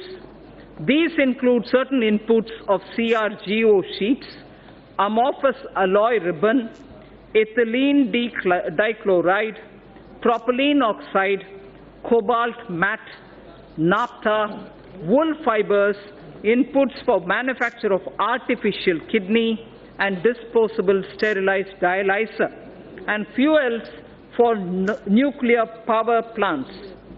To further incentivize e-mobility, customs duty is being exempted on certain parts of electric vehicles. Customs duty is also being exempted on capital goods required for manufacture of specified electronic goods. So the export duty is being rationalized on raw and finished leather to provide relief to this sector. Crude prices have softened from their highs. This gives me room to review excise duty and cess on petrol and diesel. I propose to increase special additional excise duty and road and infrastructure cess, each one by 1 rupee a litre on petrol and diesel. It is also proposed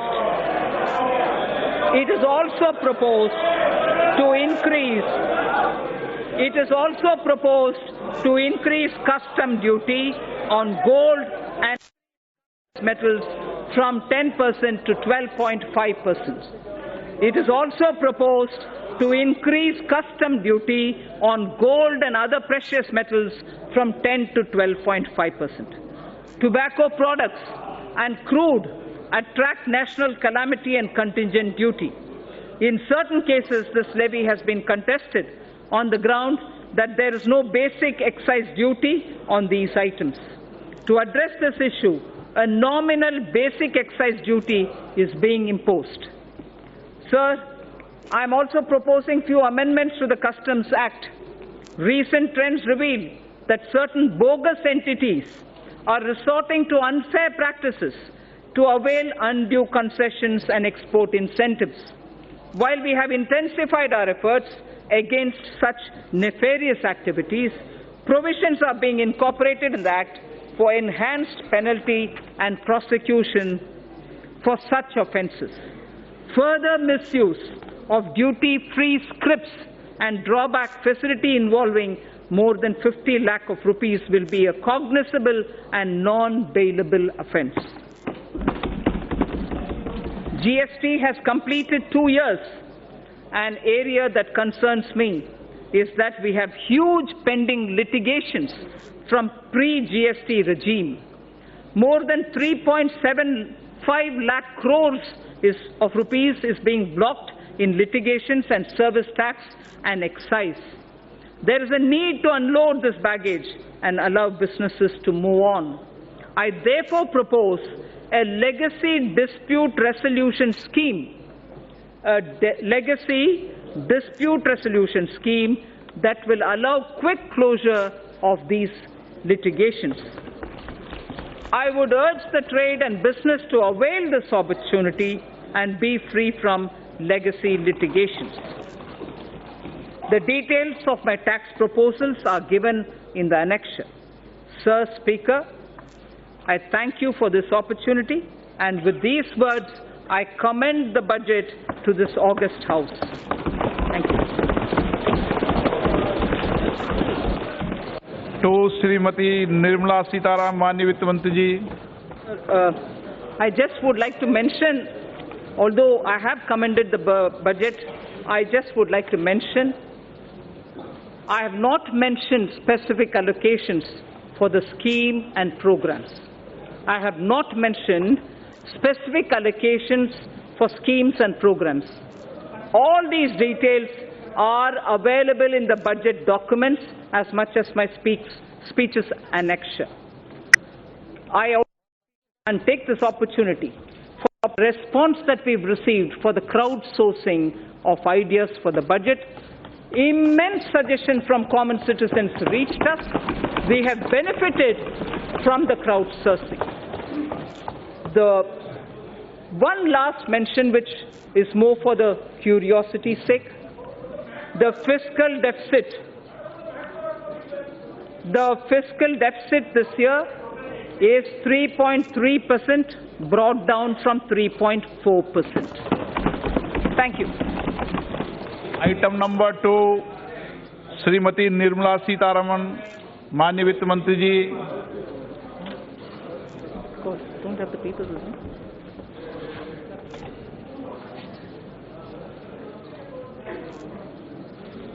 Sir, with your permission, I rise to lay on the table the statements regarding medium-term fiscal policy, fiscal policy statement, and the macroeconomic framework statement under Section 3, Subsection 1 of the Fiscal Responsibility and Budget Management FRBM Act 2003. Item number 3. Sir, with your permission again, I rise to move for leave to introduce the Finance number 2 Bill 2019. प्रश्न ये है कि वित्त विधेयक को पुनर्स्थापित करने की अनुमति प्रदान की जाए। जो सदस्य इसके पक्ष में हाँ कहें, जो सदस्य इसके विरोध में ना कहें, मेरे विचार में निर्णय हाँ वालों के पक्ष में आए, हाँ वालों के पक्ष में आए, अनुमति प्रदान की जाती है। माननीय मंत्री जी, अब विधेयक को पुनर्स्थापित करें। Sir, I now introduce the bill. माननीय सदस्यों, मैं इस सभा की ओर से देश की पहली पूर्णकालिक महिला वित्त मंत्री जी को बजट पेश करने के लिए बहुत बहुत बधाई देता हूं और मैं सभी माननीय सदस्यों को भी 2 घंटे 15 मिनट तक आपने जिस शांतिपूर्ण ढंग से सरकार के पहले बजट को सुना, उसके लिए भी आपको बहुत बहुत बधाई देता हूं।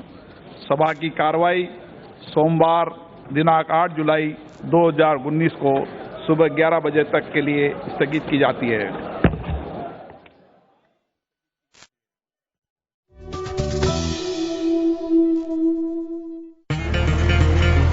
झटपट सरपट फटाफट इन झटपट सरपट फटाफट पार्सल तोहफा या संदेश भेजो देश या दूर विदेश। झटपट सरपट फटाफट इन झटपट सरपट फटाफट।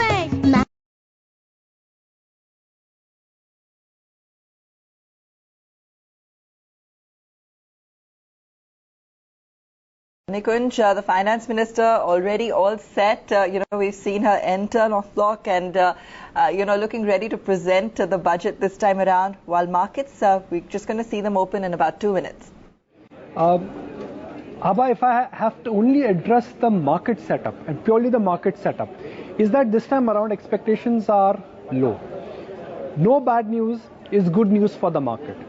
Which means if we don't get anything which could be called as an incremental tax to shore up revenues, which may have an impact on ultimate profitability or ultimately in terms of the liquidity, I guess market positioning is such that we could be in for a spike. We could be in for a temporary spike because that is how market positioning is. I always say this, Abha, that focus on the event but also try and figure out that how much of that event is in the price and how much of that event is not in the price. This time around, even though this is the first budget, the first time on a grand forum like this, the India too would be projecting their economic blueprint for next 5 years, the market expectations are very diluted. So you're approaching this budget with very diluted expectations, and if you're a trader, I guess it makes very little sense to be on the short side. What may disturb the market? Additional taxes. If government is forced to come up with something on inherent tax, if there is some cess which comes up, ultimately if there is going to be an impact on the aggregate EPS because of higher taxation, this will have an impact on earnings, the market mood and the market setup. So nothing new coming on the tax front from a market standpoint is good news. A concrete view on what will happen to disinvestment number, I think, is something which markets would look forward to.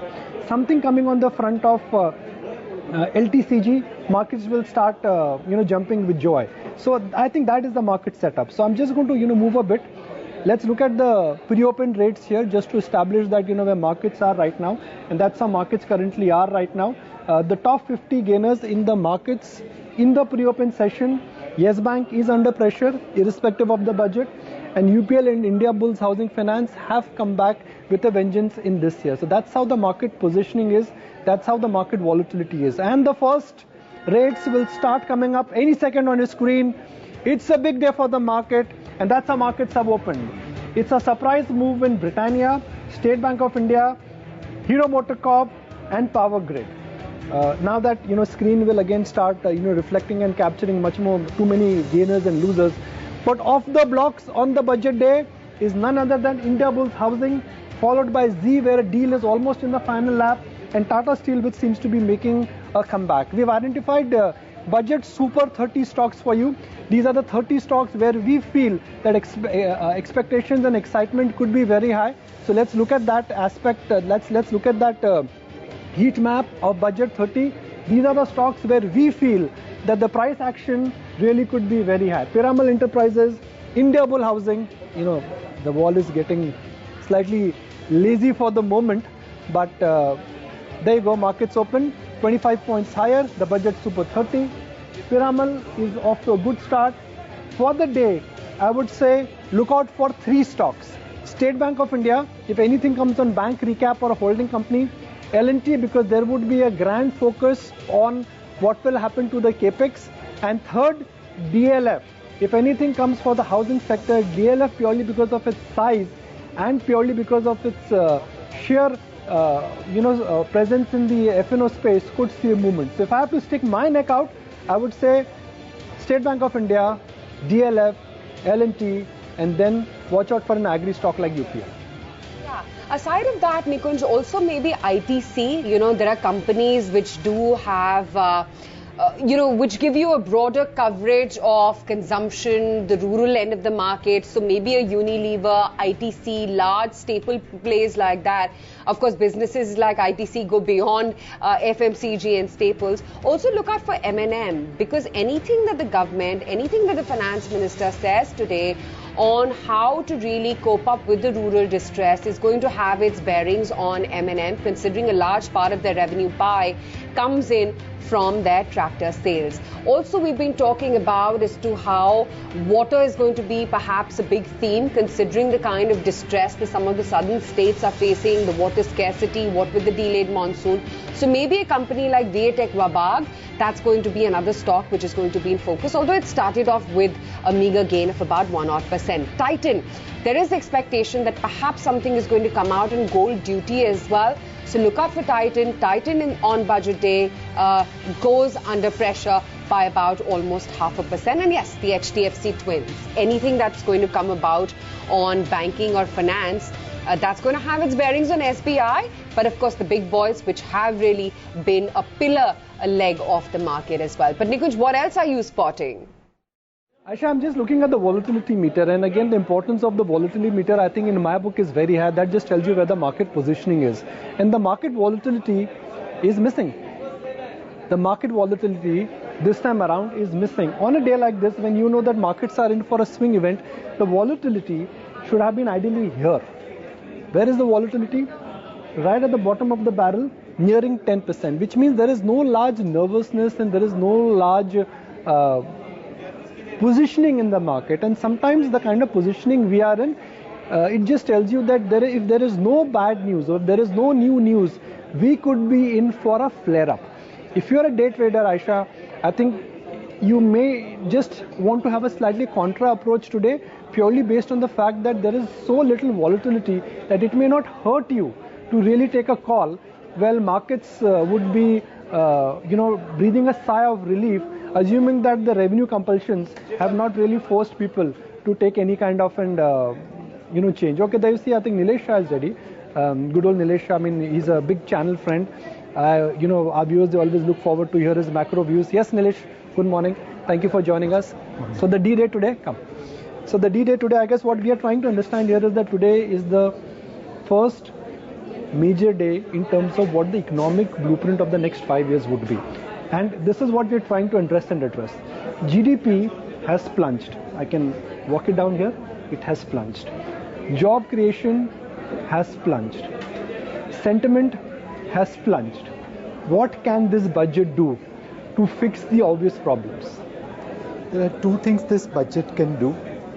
On the expenditure side, there's not much space because salaries, pension, interest, defense and subsidies are fixed. On the revenue side, raising tax compliance is also difficult. It can't create a miracle overnight. So we have to raise non-tax revenue to fund infrastructure investment without crowding out private investment. How do I raise this money? Either I can raise by debt or I can raise by equity. If I want to raise debt, the domestic debt market is not deep enough to fund government. It will end up crowding out private sector investment. It will end up raising interest rate. So I have to copy what China has done. With $3 trillion reserve in their kitty, China has gone into emerging market bond index, which will bring them hundreds of billions of dollars. We need to create a roadmap in this budget to be part of emerging market bond index, which will bring $7,500 billion capital into India. With that capital, government can build infrastructure which will revive investment, which will push growth, and at the same time leave space for private sector to carry out investment. If we don't want to pursue debt path, then there is equity path. Out of this budget, we subsidize public sector enterprises, which has incredible talent, incredible assets, but a macroeconomic environment which is not supportive for growth. The decision making is compromised. Give that in the hands of private entrepreneurs and let them contribute to the budget rather than receiving from the budget. So to me, if we pursue the path of emerging market bond index and strategic divestment, next 5 years growth is almost guaranteed. Okay, let's look at how markets have essentially moved on the budget day and a week and a month after the budget day. While right now we are in a prescriptive mode trying to assess what government should do But now I'm going to move to the predictive aspect, not the prescriptive aspect with Nilesh. Nilesh, no point to talking about the prescription. It may follow, it may not happen. But this is something which you can predict, right? What has happened to markets on the budget day? The impact of budget over the years only has got diluted so much so that the budget move last time was not even 1%. So I know it's a difficult question to answer, but if I may put a gun to your head and insist, from a market standpoint, what is the importance of this budget today and in the short term? So from a market point of view, it is always the long-term growth potential created from the budget which is critical. We have seen this volatility coming down because now with GST Council, budget does not fix rates. Earlier it was a trade to short tobacco stocks, short sin stocks ahead of budget. But now with GST, those things are not possible in the budget. In fact, this budget, we are seeing a scenario where the volatility has actually dropped. It hasn't gone up, it has come down. It shows that now budget is for long term, not for short term. Okay, so I'm just going to draw the graphic here just to establish that, this is how market volatility has been. And over the years, the market volatility, in a sense, has got completely plunged. Now let's look at our budget heat map, another innovation which we've tried, just to capture that, from a budget standpoint, which are some of the stocks which could be important and which are some of the stocks you should really monitor. So that budget heat map will just come up on your screen. We are not getting into stocks, but what we've done is that we've looked at 30 stocks which are a blend of consumption, utilities, and then cement and infrastructure. Do you think for somebody who's simply got his ears to the ground, water is an area, anything which has got to do with water infra directly or indirectly should be on the radar? Definitely, the focus of this government seems to be on the water. In Mann Ki Baat, Pradhan Mantri talked about water. We have seen crisis in Chennai and in many parts of the country. So definitely it's time to keep a watch on water related stock. But do remember that in listed space there are very few opportunities. What do you think right now the market positioning is not very exciting? Volatility is low. And if we don't get any draconian taxes, if markets are convinced that in order to lap up revenue more, they will not be taxing rich Indians more, markets may just get excited and we could be in for a relief rally. So within market, if you see, large caps are up 10% from the last budget, mid caps are down about 18% and small caps are down about 28%. Outside of budget also, RBI has now started pumping liquidity. They have started cutting rates and they will start focusing on transmission if that reserve gets transferred from RBI to PSU banks. So in that conducive environment, it looks like that small and mid caps have a better chance of bouncing back compared to large cap. Okay, so I'm going to put one more graphic out, and this is something which we got from our expert CK, brilliant analysis. The turning point. Now CK's analysis seems to be indicating that the budget historically has turned out to be a turning point, and that, there you go Nilesh, it's a brilliant analysis. What CK has done is he's looked at budgets and he's looked at the Nifty. This is where we were in terms of